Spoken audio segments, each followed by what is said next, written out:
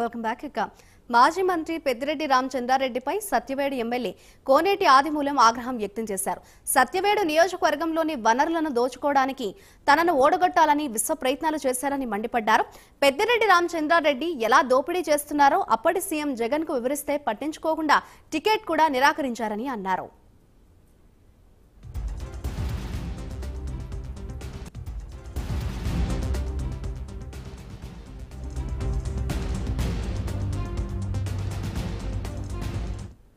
ప్రాంతంలో మెటల్ గాని గ్రావులు గాని ఇసుక గాని మట్టి గాని అంతా తబలా దోషిస్తున్నారు సార్.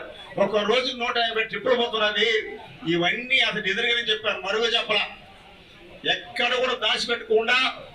అందుకే నాకు ఎమ్మెల్యే టికెట్ రానికి చేసిన ప్రజలు మీ ఆశీస్సులు దీవెనలతో చంద్రన్న నన్ను పిలిచి మార్చి 14వ తేదీ నేను అడగపోయినా కూడా ఒక నీతివంతుడు నిజాధిపరుడు ఆదిమూలం ఒక దళిత ఎమ్మెల్యే అయినా అతను గొంతు కోశాడు పెద్దిరెడ్డి రామచంద్రరెడ్డి. అతను ఒక న్యాయం, ఒక దళిత ఎమ్మెల్యే ఆదిమూలం ఒక న్యాయం అని చెప్పి నన్ను అనేక సభలో, రాజమండ్రి సభలో, గుంటూరు సభలో, కారెడ్డార్ సభలో, గూడూరు సభలో, అన్ని ప్రాంతాలకు కూడా ఒక దళితుడికి మోసం చేశాడు ఈ జగన్మోహన్ రెడ్డి, ఈ రామచంద్రరెడ్డి అని చెప్పి ఏమన్నారేమో పాపం.